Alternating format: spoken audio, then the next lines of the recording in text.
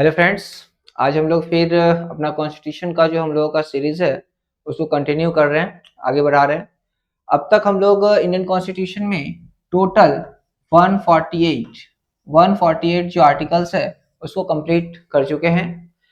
जिन्होंने आज का ये वीडियो प्रथम स्टार्ट कर रहे होंगे उनसे अनुरोध है कि आप स्टार्टिंग से, मैंने पूरा प्लेलिस्ट बना दिया और इंडियन कॉन्स्टिट्यूशन को जीरो से मैं समझा रहा हूँ। पूरे जीरो से आप वहां से जाकर के देखिए, आपको पूरे जीरो से कहा शेड्यूल, इसके बाद पार्ट्स, इस बाद आर्टिकल 1 से मैंने स्टार्ट किया और अब तक हम लोग 148 कंप्लीट कर चुके हैं। आपका ज्यादा समय नहीं, एकदम कम मिनिमम समय में प्रयास करते हैं कि आपको अच्छे से क्या करें, समझा पाए। तो आज हम लोग स्टार्ट करेंगे कहां से। ये हमारा पार्ट 6 स्टेट गवर्नमेंट, आर्टिकल 152 से लेकर 237 तक है। इसको पूरा आज कंप्लीट करेंगे। स्पीड आपको जो पढ़ाएंगे वो थोड़ा स्पीड में होगा क्योंकि आप अभ्यास, उम्मीद करते हैं कि अभ्यास हो गया होगा आपको। इसमें जो शब्द वर्ड्स यूज किए जाते हैं उन सभी वर्ड्स के बारे में आप पीछे का वीडियो देखेंगे, आपको बहुत अच्छा समझ में आएगा।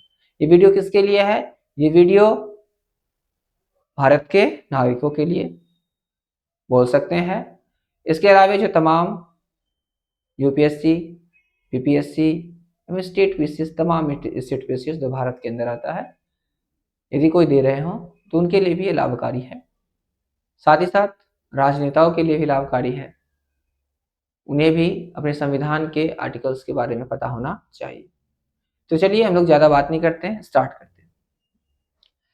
स्टेट गवर्नमेंट, राज्य सरकार के बारे में लिखा हुआ है। भाग किसमें? 6 में राज्य सरकार के बारे में अनुच्छेद 152 से लेकर 137 तक। 152 से 137 में गवर्नमेंट के बारे में लिखा है। और किसके किसके बारे में लिखा है देखिए। भाग 6 राज्य सरकार की संरचना। पहला क्या है? राज्य सरकार की संरचना, राज्य की सरकार का स्ट्रक्चर कैसा होगा उस स्ट्रक्चर के बारे में लिखा है। दूसरा लिखा है शक्तियों के बारे में। किसकी शक्ति? राज्य सरकार की शक्ति के बारे में। और तीसरा जो लिखा है वो कार्यों का वर्णन करता है, राज्य सरकार की क्या कार्य है, इन पूरे का वर्णन है। साथ ही इसमें राज्यपाल, मंत्रिपरिषद, कहां के? राज्य के। अगला विधानमंडल और उच्च न्यायालय भी शामिल है। इसके पहले वाले वीडियो में हम लोग देखे थे जो भाग 5 था वो किसके लिए था? वो था सेंट्रल गवर्नमेंट के लिए। और ये पूरा का पूरा किसके ऊपर है? स्टेट गवर्नमेंट के ऊपर। तो चलिए हम लोग स्टार्ट करते हैं। फर्स्ट चैप्टर 1, ये चैप्टर वाइज बटा हुआ, 4-5 चैप्टर में बांटेंगे। अध्याय पहला सामान्य, आर्टिकल 52 ये डिफाइन करता है किसको? अनुच्छेद 152 जो है वो परिभाषित करता है कि भारत जो है, भारत इसमें होगा कि इस भाग के लिए राज्य की परिभाषा दी गई है। 152 में लिखा है राज्य किसे बोलेंगे उसकी परिभाषा दी गई है। किसमें? 152 में। 152 में राज्य की परिभाषा, राज्य को जो परिभाषित किया गया कि कौन राज्य होंगे वो किसमें लिखा है? 152 में राज्य को परिभाषित किया गया है। चैप्टर 2 में क्या लिखा है? कार्यपालिका, यानी राज्य। चैप्टर 2 में लिखा है जो स्टेट का एग्जीक्यूटिव है उस एग्जीक्यूटिव के बारे में वर्णित है। 53 में किसके बारे में? गवर्नर के बारे में। यानी 153 आर्टिकल 153 अनुच्छेद 153 में राज्यपाल के बारे में क्या है? वर्णित किया गया है। इसमें लिखा है हर राज्य में एक राज्यपाल होंगे, हर राज्य में एक राज्यपाल होंगे। किस संविधान के अनुच्छेद में वर्णित किया गया है? तो संविधान का अनुच्छेद है 153। 153 के तहत हर एक राज्य जो है उस राज्य में एक राज्यपाल की नियुक्ति की जाएगी। अगला है आर्टिकल 154, एग्जीक्यूटिव पावर दिया गया है, यानी कार्यपालिका शक्तियां दी गई है। 154 में लिखा हुआ है किसको? राज्यपाल को। कार्यपालिका शक्ति राज्यपाल में निहित होती है, ये शब्द लिखा हुआ है। यानी राज्य के अंदर जो कार्यपालिका शक्ति जो होती है, मतलब कार्यपालिका का प्रमुख राज्य में कौन होता है? तो राज्य में कौन होता है? राज्य में गवर्नर होता है। ये किसमें लिखा है? 154 में, 154 अनुच्छेद में लिखा है। 154 में लिखा है कि राज्य की कार्यपालिका शक्ति किसमें होगी? तो गवर्नर में, यानी राज्यपाल। राज्य में एक राज्यपाल होंगे, किसने में लिखा है? 53 में। कार्यपालिका शक्ति उसमें निहित होगी किसमें? 154 में। अगला 155 में क्या लिखा है? अनुच्छेद 155 में नियुक्ति को लेकर, अपॉइंटमेंट को लेकर लिखा है कि राज्यपाल की नियुक्ति कौन करेंगे? राष्ट्रपति करेंगे। राज्यपाल की नियुक्ति किनके द्वारा? प्रेसिडेंट के द्वारा। राज्यपाल की नियुक्ति कौन करेंगे? प्रेसिडेंट करेंगे। राज्यपाल की नियुक्ति प्रेसिडेंट के द्वारा किया जाएगा। ये किसमें लिखा है? अनुच्छेद 155 में। अनुच्छेद 155 में नियुक्ति की जाएगी, 155 में लिखा है। अगला आर्टिकल 156 में लिखा है टर्म्स, यानी कार्यकाल के बारे में। राज्यपाल के जो कार्यकाल होंगे वो कितने वर्ष के कार्यकाल होंगे, कितना वर्ष वो काम करेंगे। यानी राज्यपाल का कार्यकाल कितने वर्ष? 5 वर्ष होता है। ये जो लिखा हुआ है किसमें लिखा हुआ है? Article 156, article 156। लेकिन ये 5 वर्ष लिख दिया गया है, लेकिन ये पूर्णतः 5 वर्ष सत्य नहीं। ये राष्ट्रपति जो है उनके 5 वर्ष तो होता ही है, और साथ ही साथ राष्ट्रपति जो होते हैं उन पर भी निर्भर करता है कि वो कितने वर्ष तक रहेंगे। तो थिकनेस को थोड़ा कम कर दे, इसको बढ़ा देते हैं थोड़ा कम, 50% कर देते हैं। चलिए, टर्म्स के बारे में लिखा गया। टर्म्स कितना होगा? टर्म्स 5 इयर्स, कार्यकाल 5 वर्ष। अगला 157 यानी अनुच्छेद 157 में क्या लिखा है? योग्यता के बारे में, क्वालिफिकेशन वर्क के बारे में। किसकी योग्यता के बारे में? राज्यपाल की योग्यता के बारे में। राज्यपाल बनने के लिए जो योग्यताएं बताता है, राज्यपाल बनने के लिए क्या योग्यता चाहिए, वो किसमें लिखा हुआ है? आर्टिकल 157 में। आर्टिकल 157 में क्या लिखा हुआ है? राज्यपाल की योग्यता।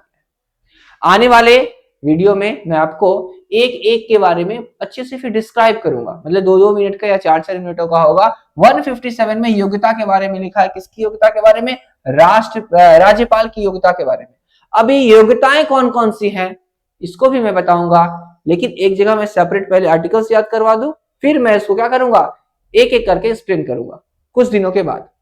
तो क्या बोला गया? आर्टिकल 157 में क्वालिफिकेशन बोला गया है। किसका? योग्यता बोला गया। राज्यपाल की योग्यता क्या होगी? क्या बोला गया है? स्पेसिफाई क्वालिफिकेशन ऑफ गवर्नर्स की क्वालिफिकेशंस क्या होगी। अगला आर्टिकल 158 में लिखा है कंडीशंस, यानी 158 में शर्तें लिखी गई है। किस प्रकार की शर्तें? राज्यपाल के पद की शर्तें, यानी कंडीशंस ऑफ गवर्नर्स ऑफिस। यानी राज्यपाल की क्या क्या शर्तें होंगी, राज्यपाल के का जो पद है उस पद का शर्त क्या होगा, ये लिखा हुआ है किसमें? अनुच्छेद 158 में। 158 में। अगला आर्टिकल 159 ओथ्स। 159 में शपथ के बारे में लिखा है। राष्ट्रपति को शपथ, यानी राज्यपाल शपथ लेते हैं। राष्ट्रपति राज्यपाल के बारे में लिखा है 159 में। 159 में किसके शपथ के बारे में? राज्यपाल के शपथ के बारे में लिखा है 159 में। 159 में कि ये शपथ लेंगे, और इनको शपथ कौन दिलाएंगे ये भी इसमें लिखा हुआ है। वो शपथ कौन दिलाएंगे? सुप्रीम कोर्ट के जो न्यायाधीश हैं ये दिला सकते हैं। आगे बढ़े, देखिए 159 में ओथ के बारे में लिखा है। गवर्नर्स टेक ओथ, ये शपथ लेते हैं। और 160 में लिखा है, 160 में अनुच्छेद 160 में लिखा है आकस्मिक व्यवस्था के बारे में। यदि कोई क्या होता है, इमरजेंसी आ जाता है, आकस्मिक व्यवस्था के बारे में, यानी आपात स्थिति की व्यवस्था के बारे में लिखा है प्रोविजंस। किसके बारे में? आपातकाल की स्थिति के बारे में, कि आपातकाल की स्थिति होगी तो क्या करेंगे, गवर्नर क्या करेंगे। 160 में। 161 में क्या लिखा हुआ है? 161 में लिखा है क्षमा शक्ति, राज्यपाल क्षमा दे सकता है। Governor can grant pardon. Governor क्या कर सकते हैं? क्षमादान दे सकते हैं। राज्य के जो लोग हैं उन्हें क्षमादान दे सकते हैं, वो क्षमा दे सकते हैं। कहां लिखा है? 161 में लिखा है कि क्षमा दे सकते हैं। आर्टिकल 161 में लिखा हुआ है कि प्रोडोमिंग पावर्स, क्षमा देने का शक्ति, राज्यपाल क्षमा दे सकते हैं। आर्टिकल 162 में क्या लिखा है? आर्टिकल 162 में लिखा हुआ है शक्ति का विस्तार। शक्ति का विस्तार किस प्रकार का? कार्यपालिका की सीमा बताता है, यानी राज्यपाल के पास जो है कार्यपालिका शक्ति कितना बड़ा है, कितना विस्तार है, इन सब का वर्णन किसमें किया गया है? 162 में किया गया। एक्सटेंड ऑफ पावर्स, किस प्रकार का पावर, शक्तियों का विस्तार किस प्रकार का? Define executive power limits, executive power जो है गवर्नर के पास कितना है, इसका वर्णन किसमें? 162 में। अगला देखेंगे, अच्छा 162 खत्म हो गया। कौन सा खत्म हो गया? राज्यपाल खत्म हो गया। राज्यपाल में कहां से कहां तक था? कंप्लीट हुआ। अब आते हैं हम लोग council of ministers. Council of minister, मंत्री परिषद के बारे में 163 से स्टार्ट होता है। 163 से स्टार्ट होता है, कहां से? काउंसिल ऑफ मिनिस्टर्स के बारे में। ये सारा किसके बारे में पढ़ रहे हैं? स्टेट। किसके बारे में? स्टेट के बारे में। तो कहां के स्टेट के, कहां का मंत्री परिषद? स्टेट का। 163 में लिखा है एडवाइस, 163 में लिखा है सलाह। क्या सलाह? राज्यपाल सलाह पर कार्य करते हैं, यानी मंत्री परिषद किसके सलाह पर कार्य करते हैं? मंत्री परिषद राज्यपाल की सलाह पर कार्य करते हैं, राज्यपाल की सलाह पर कार्य करते हैं। अगला है 164 मिनिस्टर्स, यानी अनुच्छेद 164 में लिखा हुआ है मंत्री के बारे में कि मुख्यमंत्री और मंत्रियों की नियुक्ति कौन करते हैं? राज्यपाल करते हैं। राज्यपाल की नियुक्ति 164 में लिखा हुआ है कि एक राज्य की मुख्यमंत्री की नियुक्ति किनके द्वारा किया जाता है? तो वो राज्यपाल के द्वारा किया जाता है। राज्य में मुख्यमंत्री की नियुक्ति कौन करते हैं? तो मुख्यमंत्री की नियुक्ति राज्यपाल करते हैं। और जितने भी मंत्री परिषद के मंत्री होते हैं उनको भी शपथ कौन दिलाते हैं? उनको भी शपथ दिलाने का काम राज्यपाल करते हैं। किसमें लिखा है? 164 में। आगे आर्टिकल 165 में क्या लिखा है? एडवोकेट जनरल, यानी महाधिवक्ता, यानी राज्य का विधिक सलाहकार, राज्य का जो law legal adviser of the state, legal adviser of the state. जैसे सेंट्रल का लीगल एडवाइजर था, वैसे राज्य का लीगल एडवाइजर होगा। वो किसमें लिखा है? 165 में लीगल एडवाइजर के बारे में वर्णित किया गया है कि राज्य का क्या होगा? विधिक सलाहकार होगा, यानी लीगल एडवाइजर होगा, यानी एडवोकेट जनरल होगा, लीगल एडवाइजर होगा। 165 में लिखा है। 166 में क्या लिखा है? कंडक्ट ऑफ बिजनेस, यानी 161 में लिखा है कार्य संचालन, सरकारी कार्य संचालन के नियम, यानी rules of government work. Government किस प्रकार का कार्य करेगी, किस रूल से काम करेगी, इसका वर्णन किसमें किया गया है? 166 में किया गया। किसमें? 166 में। गवर्नमेंट के कार्य का वर्णन 166 में किया गया, 166 में किया गया। 167 में ड्यूटीज ऑफ सीएम, यानी 167 में लिखा है मुख्यमंत्री के कर्तव्य क्या है? मुख्यमंत्री के कर्तव्य 167, मुख्यमंत्री कोई भी हो उनका कर्तव्य कहां लिखा हुआ है? 167 में। इंडियन कॉन्स्टिट्यूशन के 167 में लिखा है मुख्यमंत्री का क्या कर्तव्य है। मुख्यमंत्री, इसमें इसको थोड़ा छोटा करें, देखिए मुख्यमंत्री राज्यपाल को सूचना देता है, राज्यपाल को सूचना देता है। सीएम इन्फॉर्म्स गवर्नर, यानी मुख्यमंत्री राज्यपाल को सूचना देता है, यानी उनका ये कर्तव्य है कि वो क्या करे? राज्यपाल यदि वो कुछ भी उन्हें आवश्यकता हो, कोई भी इंफॉर्मेशन चाहिए, तो मुख्यमंत्री राज्यपाल को क्या करेंगे? इंफॉर्मेशन देंगे। 167 में लिखा है सीएम के ड्यूटीज के बारे में। अगला चैप्टर 3 में क्या है? स्टेट लेजिस्लेचर के बारे में लिखा है। चैप्टर 3 में राज्य का जो विधानमंडल है, हर एक राज्य में विधानमंडल होता है, उस जहां क्या कौन बैठते हैं? एमएलए बैठते हैं, उस विधानमंडल के बारे में क्या लिखा है देखिए। 168 में क्या लिखा हुआ है? लेजिस्लेचर के बारे में 168 में विधानमंडल के बारे में वर्णित किया गया है कि विधानमंडल की संरचना के बारे में, state legislature structures, state legislature का स्ट्रक्चर कैसा होगा, स्ट्रक्चर का वर्णन किया गया है। किसमें? 168 में। अगला 169 में क्या गया है? इसके बारे में, परिषद के बारे में, काउंसिल्स के बारे में, बनाना और हटाना। काउंसिल्स के बारे में, परिषद के बारे में दिया गया है बनाना या हटाना, क्रिएट करना या क्या करना? काउंसिल्स को, लेजिस्लेटिव काउंसिल्स को क्रिएट करना, मंत्री विधान परिषद बनाना या हटाने को लेकर के बात किया गया है। किसमें? 169 में 169 जो है काउंसिल होगा, लेजिस्लेचर काउंसिल होगा या नहीं होगा, इसको लेकर के बात किया गया है 169 में। इसे वेस्ट बंगाल में लेजिस्लेचर काउंसिल नहीं है, कोई भी वेस्ट बंगाल में लेजिस्लेचर काउंसिल नहीं है। इसके अलावा और भी बहुत सारे स्टेट हैं जहां पर नहीं है। इसके अलावा आप यूपी ले लीजिए, यूपी में है, बिहार में है, और सभी स्टेट में है। कुछ ऐसे राज्य हैं जहां नहीं है, वो यहाँ टॉपिक नहीं है, टॉपिक होता तो मैं डिस्कस करता कौन से राज्य में, कौन से राज्य में नहीं है। तो सीधा सा बोला गया है कि कहाँ लेजिस्लेटिव काउंसिल बनेगा और कहाँ नहीं बनेगा, इन बनाना और हटाने का प्रावधान किसमें लिखा है? 169 में लिखा है। अगला देखेंगे आर्टिकल 170 में असेंबली के बारे में लिखा है, विधानसभा के बारे में लिखा है कि विधानसभा की संरचना, फिर से रिपीट किया गया है कि विधानसभा की संरचना कैसी होगी। 170 में वर्णन किया गया उसका। और 171 में लिखा गया है काउंसिल के बारे में, विधान परिषद के बारे में कि विधान परिषद की संरचना कैसे होगी, यानी विधानसभा की संरचना कैसे होगी वो 170 में, और विधान काउंसिल जो है आपका विधान परिषद है, विधान परिषद की संरचना कैसी होगी वो 171 में लिखा हुआ है। 170 में क्या लिखा हुआ है, असेंबली की संरचना के बारे में, और 171 में लिखा है काउंसिल की संरचना के बारे में। अगला देखेंगे आर्टिकल 172 में क्या लिखा है, ड्यूरेशन यानी अवधि लिखा हुआ है कि विधानसभा का कार्यकाल, विधानसभा का कार्यकाल, विधानसभा का कार्यकाल जो है वो कितने वर्ष का कार्यकाल होगा विधानसभा का, ये वर्णित किया गया है, ये वर्णन किया गया है। इसमें 172 में 172 में ड्यूरेशन का वर्णन है, ये टर्म्स ऑफ असेंबली, असेंबली का टर्म्स क्या होगा, कार्यकाल कितने वर्ष तक विधानसभा चलेगी।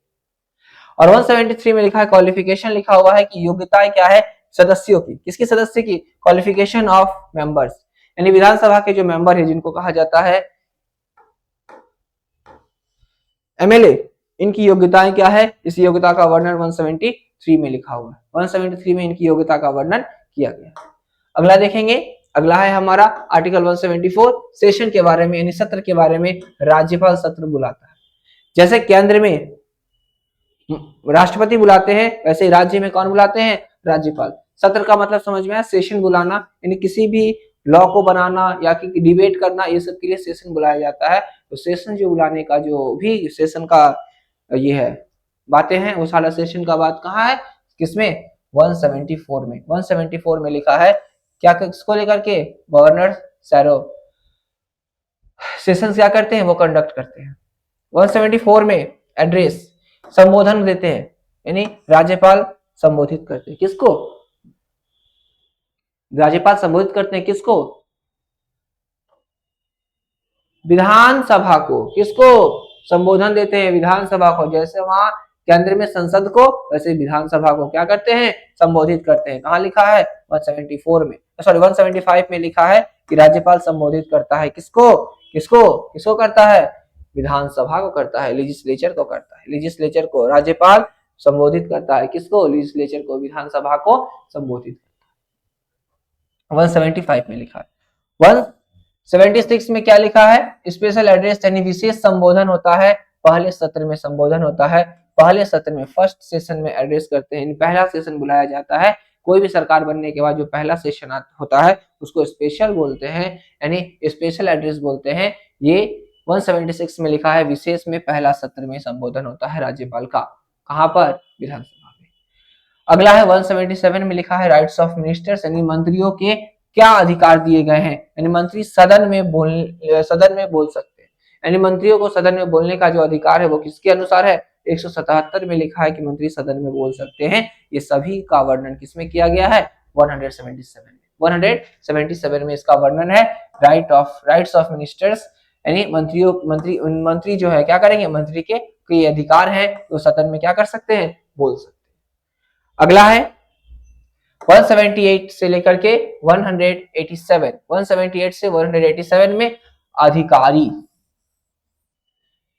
कौन कौन, स्पीकर, डिप्टी स्पीकर एक्सेट्रा, जो अधिकारी हैं।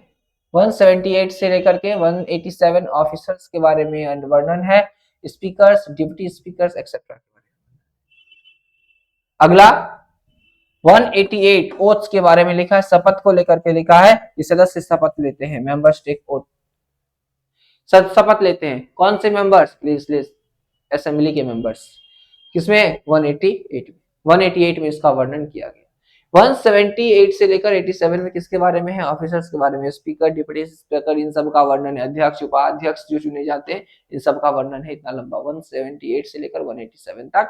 और 188 में लिखा है उसके बारे में, शपथ के बारे में, सदस्य शपथ लेते हैं। अगला है आर्टिकल 189 में वोटिंग को लेकर के है, मतदान को लेकर के, मतदान प्रक्रिया किस प्रकार से होगी, वोटिंग प्रोसीड्यूर क्या होगा।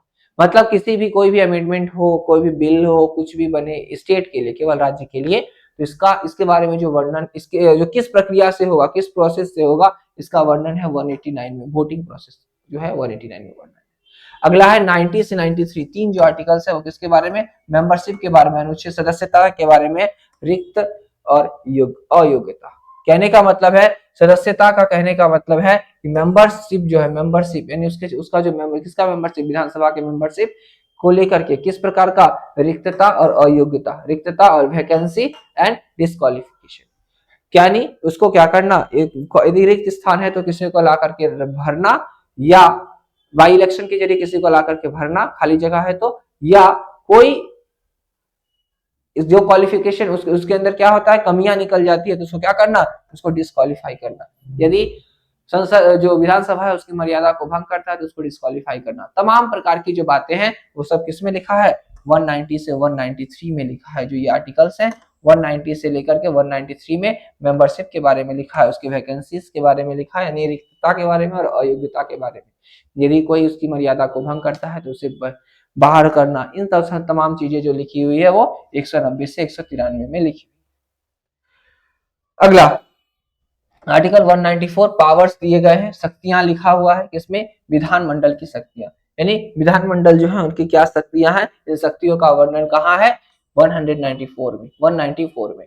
और अगला है 196 से लेकर के 201 में, 196 से 201 में क्या लिखा है, विधेयक के बारे में, बिल्स के बारे में लिखा है कि कानून बनाने की प्रक्रिया क्या होगी, यानी राज्य में जो कानून बनेगा उस राज्य में कानून बनाने की प्रक्रिया क्या होगी, इसका वर्णन जो है 196 से 201 में किया गया है। बिल्स के बारे में जो विधेयक होंगे उस विधेयक के बारे में वर्णन किया गया है, किसमें, 196 से 201 में, कानून बनाने की प्रक्रिया। अगला 202 से 207 में फाइनेंस के बारे में लिखा है, 202 से 207 में वित्त के बारे में लिखा है, बजट और वित्त के बारे में, राज्य की बजट और वित्त के बारे में वर्णन किया गया है 202 से 207 के बारे में, 202 से 207 में राज्य की बजट का वर्णन है। अगला है 208 से लेकर 212 में जो है, 208 से 212 में जो है वो प्रक्रिया का वर्णन है, नियम और प्रक्रिया का वर्णन, रूल्स एंड प्रोसीड्यूर्स का नियम है, किस प्रकार से आपका क्या होगा, विधानसभा कंडक्ट होगा, इन सब का वर्णन किया, लॉ मेकिंग वगैरह किस प्रकार से होंगे, कंडक्ट किस प्रकार से होगा, ये सब का वर्णन है 208 से लेकर 212। अगला है चैप्टर 6 हाई कोर्ट के बारे में लिखा हुआ है, उच्च न्यायालय के बारे में, चैप्टर 4 में हाई कोर्ट के बारे में लिखा हुआ है। 214 में लिखा है हाई कोर्ट के उच्च न्यायालय के बारे में कि हर राज्य में एक क्या होंगे, उच्च न्यायालय होंगे। वर्तमान में कितने उच्च न्यायालय हैं, 25, 28 राज्य 25 उच्च न्यायालय लिखा हुआ है। हर एक राज्य में क्या होगा, एक उच्च न्यायालय होगा। एक इसमें लिखा है 214 में ये वर्णन किया गया है, 214 में 214 में वर्णन किया गया उच्च न्यायालय के बारे में, हर एक राज्य में क्या होंगे, उच्च न्यायालय। और 215 में एक लिख दिया गया है कोर्ट ऑफ रिकॉर्ड, अनुच्छेद 15 में लिखा है अभिलेख न्यायालय। अभिलेख न्यायालय का कहने का मतलब है कि उच्च न्यायालय अभिलेख न्यायालय है, यानी high court is court of record, यानी उच्च न्यायालय एक अभिलेख न्यायालय है। उच्च न्यायालय जो क्या है, एक अभिलेख न्यायालय, सुप्रीम कोर्ट है उसके नीचे कौन है, उच्च न्यायालय। अभी बहुत सारी बातें हैं, तो उच्च न्यायालय क्या है, अभिलेख न्यायालय। ये कहाँ लिखा है, 215 में। अगला है 216 में कॉन्स्टिट्यूशन, 216 संरचना कॉम्पोजिशन, ये जो वर्ड लिखा है 216 में लिखा है संरचना, स्ट्रक्चर के बारे में लिखा है, यानी उच्च न्यायालय की संरचना के बारे में लिखा है। उच्च न्यायालय का जो स्ट्रक्चर है उस स्ट्रक्चर का वर्णन किया गया किसमें, 216 में। 216 में कंपोजिशंस, ये वर्ड जो है यहाँ पर थोड़ा मिस्टेक है, कॉन्स्टिट्यूशन नहीं, क्या होगा, compositions of high court, compositions of high court, क्या होगा, कंपोजिशंस ऑफ हाई कोर्ट, उच्च न्यायालय की संरचना। उच्च न्यायालय की संरचना का वर्णन किया गया किसमें, 216 में। 216 में उच्च न्यायालय की संरचना का वर्णन किया गया। 217 में क्या किया गया, जज के बारे में लिखा है, न्यायाधीश के बारे में लिखा है 217 में कि न्यायाधीशों की नियुक्ति कैसे होगी, यानी जो जज है उनको उनका अपॉइंटमेंट कैसे होगा। जज के अपॉइंटमेंट का वर्णन किसमें है, जज के अपॉइंटमेंट का वर्णन 217 में। 217 में क्या है, जज के अपॉइंटमेंट का वर्णन। 216 में क्या लिखा है कि उच्च न्यायालय की संरचना कैसे होगी, यानी हाईकोर्ट का जो स्ट्रक्चर होगा वो हाईकोर्ट कैसे किस स्ट्रक्चर में बना होगा। और 217 में लिखा है जज के बारे में कि न्यायाधीशों की नियुक्ति किस प्रकार से होगी। अगला है 222 में ट्रांसफर, यानी स्थानांतरण के बारे में लिखा है कि न्यायाधीशों का स्थानांतरण कैसे होगा, ट्रांसफर ऑफ जज, जज को ट्रांसफर कैसे किया जाएगा, ट्रांसफर के बारे में जो वर्णित है वो 222 में है। 226 में क्या लिखा है, रीट्स के बारे में लिखा है। रीट्स के बारे में लिखा है कि रीट जारी करने की शक्ति है, रीट जारी करने की शक्ति लिखा हुआ है 226 में, सॉरी 226 में लिखा है कि जो न्यायाधीश है वो रीट जारी कर सकते हैं। रीट क्या होता है, इसका आज वीडियो हम बना देंगे अलग से कि रीट क्या होता है। तो रीट जारी करने का अधिकार 226 रीट जारी करने का अधिकार। अगला है चैप्टर 5 लिखा है सब ऑर्डिनेंस कोर्ट, अधीनस्थ न्यायालय के बारे में। 223 में लिखा है डिस्ट्रिक्ट जज के बारे में, जिला न्यायाधीश के बारे में वर्णन किया गया है। क्या होगा, अपॉइंटमेंट्स ऑफ डिस्ट्रिक्ट जज, अपॉइंटमेंट्स ऑफ डिस्ट्रिक्ट जज, जिला न्यायाधीश की नियुक्ति के बारे में लिखा है 233 में। 233 में डिस्ट्रिक्ट जज के बारे में लिखा है कि डिस्ट्रिक्ट जज की नियुक्ति कैसे होगी, वो 233 में लिखा है। 234 में क्या लिखा है 234 में लिखा है भर्ती, न्यायाधीशों की भर्ती कैसे होगी। 234 में न्यायाधीश की भर्ती का वर्णन किया गया है कि न्यायाधीश को कैसे मतलब क्या कैसे उनको चयन की प्रक्रिया क्या होगा, किस प्रकार से चयन किए जाएंगे, किस प्रकार से वो लिए जाएंगे, किसमें लिखा है 234 में। 234 में रिक्रूटमेंट्स क्या क्या होंगे, उनकी भर्ती प्रक्रिया क्या होगी, भर्ती को लेकर के, न्यायाधीशों की भर्ती को लेकर के रिक्रूटमेंट्स ऑफ जज के बारे में लिखा हुआ है। अगला 235 में कंट्रोल लिखा है, नियंत्रण। 235 में उच्च न्यायालय नियंत्रण रखता है, उच्च न्यायालय क्या करता है, नियंत्रण रखता है। High court controls lower courts, यानी लोअर कोर्ट जो होते हैं, जैसे ये हाई कोर्ट है, हाई कोर्ट के नीचे कौन है, district court, district court sub division court, ऐसे लिख दे रहे हैं, high court, district court, sub division court, बस। तो ये इसका यानी हाई कोर्ट क्या हो गया, सबसे ऊपर, फिर इसके नीचे, फिर इसके नीचे, यानी सबसे शीर्ष पर कौन है, हाई कोर्ट, यानी इस दो जो कोर्ट है, इस दोनों कोर्टों को नियंत्रण में रखता है कौन, वो है हाई कोर्ट। किस आर्टिकल के जरिए, वो आर्टिकल है 235, 235 के जरिए, 235 के जरिए। 236 में क्या लिखा है, डिफिनेशन, परिभाषित किया गया है शब्दों की परिभाषा। जो बहुत सारे वर्ड्स होते हैं, कानूनी वर्ड्स है, उसमें परिभाषा की, उसको परिभाषित किया गया, उसको डिफाइन किया जाता है। तो परिभाषा को लेकर के किसमें लिखा है, 236 में लिखा है।